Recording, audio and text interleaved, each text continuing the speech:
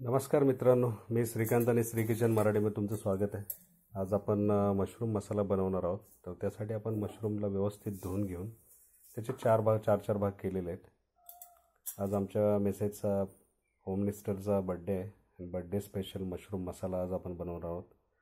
तर त्यासाठी आपण इथं मशरूममध्ये 1 चमचा लाल तिखट, 1 चमचा हळद, 1 चमचा धनिया पावडर घेतलेली आहे आणि 1 चमचा आपण काश्मीरी लाल मिर्च, 1 चमचा गरम मसाला आणि 1 चमचा आपण याच्यामध्ये जीरा पावडर टाकलेली आहे। त्याच्यानंतर लास्टला आपण याच्यामध्ये थोडंसं मीठ टाकायचं चवीनुसार आणि आता मशरूमला आपण व्यवस्थित हा मसाला लावून घ्यायचा आहे। चांगला व्यवस्थित मिक्स करायचं आहे। मिक्स करून एक आपल्याला अर्धा तास याला रेस्ट द्यायचे, म्हणजे मसाले थोडे मशरूमला व्यवस्थित लागतील। तिथं आपले मसाले सगळे लावून रेडी आहे। आता आपण जे मशरूम मसाले लावून ठेवलेले त्याला अर्धा तास झालेला आहे। आता इथं आपण त्याला फ्राय करून घ्यायचं आहे। इथं एका पॅनमध्ये 1 क्यूब बटर टाकलेले आणि थोडंसं तेल घेतोय, अगदी थोडंसं। आता हे मेल्ट झालं बटर की आपण मॅरिनेट केलेलं जे मशरूम आहे ते आपण याच्यामध्ये टाकून घ्यायचं आहे। हे पहा, अर्धा तास मॅरिनेट केल्यानंतर ते खूप मस्त कोट होतं, मसाले सगळे चांगले लागतात। मीठ टाकल्यामुळे थोडं पाणी रिलीज होतं। ते 2-3 मिनटं आपण हाय फ्लेमवर याला फ्राय करून घ्यायचं आहे। ते तर तुम्ही बघू शकता आपलं मशरूम फ्राय झालेलं आहे। लगेच बनणारी रेसिपी आहे, जास्त वेळ लागत नाही, एक 20 मिनिटामध्ये रेसिपी बनते।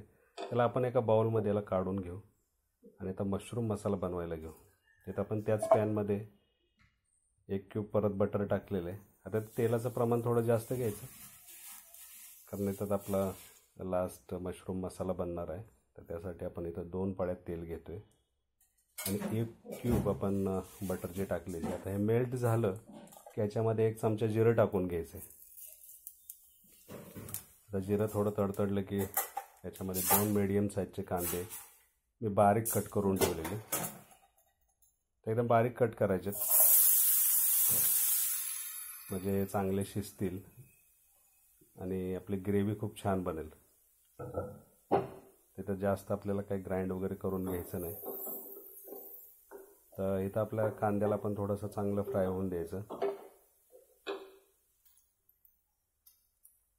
आता कांदा फ्राय झाला की त्याच्यामध्ये 1-2-3 हिरव्या मिरच्या बारीक कट करून टाकल्या आणि आलं आणि लसूण यांची पेस्ट मी अशी खलबत्त्यामध्ये चांगली चेचून तिला बारीक करून टाकतो। त्याच्यामध्ये खलबत्त्यामध्येच क्रश करायचे, मिक्सरला वगैरे लावायची नाही। तर त्याला आपण आलं लसणाला थोडंसं फ्राय होऊन देऊ, त्याचा कच्चेपणा जास्तोपर्यंत। आता त्याच्यानंतर इथं मी 2 टोमॅटो घेतलेले मीडियम साईजचे आणि 7-8 काजू आणि 2 चमचे मगज बी घेतलेली, तर त्याची पेस्ट बनवलेली। आता ती पण आपण याच्यामध्ये टाकून घ्यायची आणि आता याला कांद्याबरोबरच व्यवस्थित मिक्स करून फ्राय करायचं आहे आपल्याला।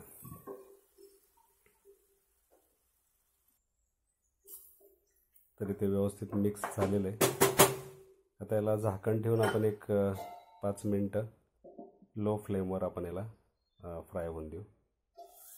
इथं तुम्ही बघू शकता आता हे आपल्या ग्रेव्हीला थोडं तेल सुटायला लागलेलं आहे, कांदा पण चांगला शिजलेला आहे।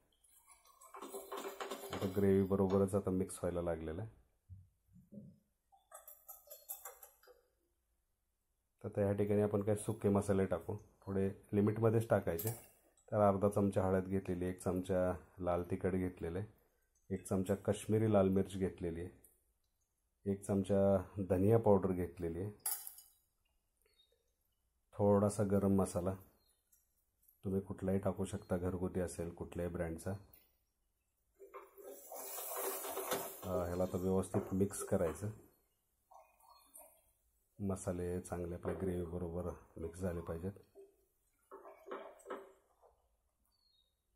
मिक्सरच्या भांड्यामध्ये थोडीशी ग्रेव्ही होती, त्याला धुवून थोडं ते पाणी जे आहे ग्रेव्हीचं ते परत त्याच्यामध्ये टाकलं, कारण ग्रेव्ही खूप घट्ट होती, खाली लागू नये म्हणून थोडंसं पाणी पण जरुरी होतं, म्हणजे मसाले पण आपले चांगले शिजतील, फ्राय होतील।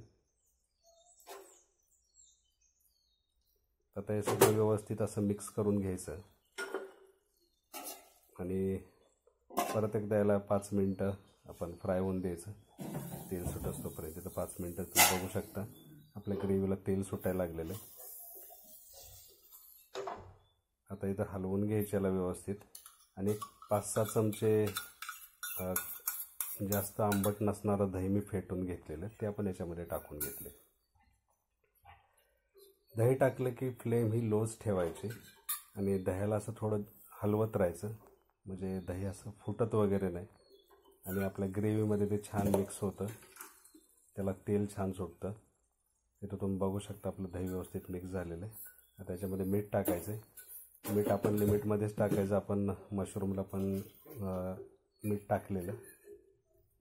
आता आपली ग्रेव्ही तयार आहे. आता हे मशरूम जे आपण फ्राय करून घेतलेले ते आता याच्यामध्ये टाकून घ्यायचे. खूप छान दिसते भाजी, वासही खूप छान सुटलेलं आहे. आता ही मशरूमची भाजी आपली 90% झालेली, अजून थोडा वेळ 10% बाकी आहे. तर आता हे सगळं ग्रेव्हीबरोबर मिक्स करून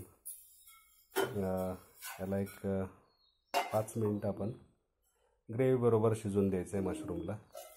तिथं 5 मिनटं झालेली आहे आणि आपली मशरूम मसाला भाजी रेडी आहे. आता इथं मी थोडीशी साखर टाकते, साखरेमुळं काही ना मसाले थोडे बॅलन्स होतात. तिखट असेल तर बॅलन्स होतं, आंबट असेल तर बॅलन्स होतं, मीठ जास्त असेल तरी बॅलन्स होतं. थोडीशी साखर टाकायची आणि लास्ट टच आपला त्याच्यामध्ये कोथिंबीर टाकायची आणि इथं आपली मशरूम मसाला बड्डे स्पेशल भाजी आपली रेडी आहे. तर ही रेसिपी तुम्हाला कशी वाटली हे कॉमेंट्स करून नक्की सांगा. श्री किचन मराठीला लाईक सबस्क्राईब करायला विसरू नका. चला तर आपण आता खायला घेऊ. आजी आम्ही पराठेच बनवलेले आहेत. ही भाजी पराठ्याबरोबर आम्हाला खूप आवडते, छान लागते. त्याच्याबरोबर 2-3 स्लाईस काकडीच्या, 2-3 स्लाईस कांद्याच्या आणि आजची मेन रेसिपी मशरूम मसाला, ते आता आपण सर्व करू खाण्यासाठी. तरी भाजी इन्स्टंट बनते, जास्त वेळ लागत नाही. तुम्ही चपातीबरोबर पण खाऊ शकता. खूप छान बनते, नक्की बनवा आणि कॉमेंट्स करून नक्की सांगा ही रेसिपी तुम्हाला कशी वाटली. आता याच्यावर मस्तपैकी लिंबू असं पिळून हे आपण आता खायला घेऊ. खूप मस्त भाजी बनलेली मित्रांनो, नक्की बनवा, नक्की खा. 20 मिनटाची रेसिपी 10-15-20 मिनटामध्ये व्यवस्थित बनते. चला तर एक अशीच ऑथेंटिक आणि नवीन रेसिपी, इन्स्टंट बनणारी रेसिपी घेऊन परत भेटू. तोपर्यंत नमस्कार.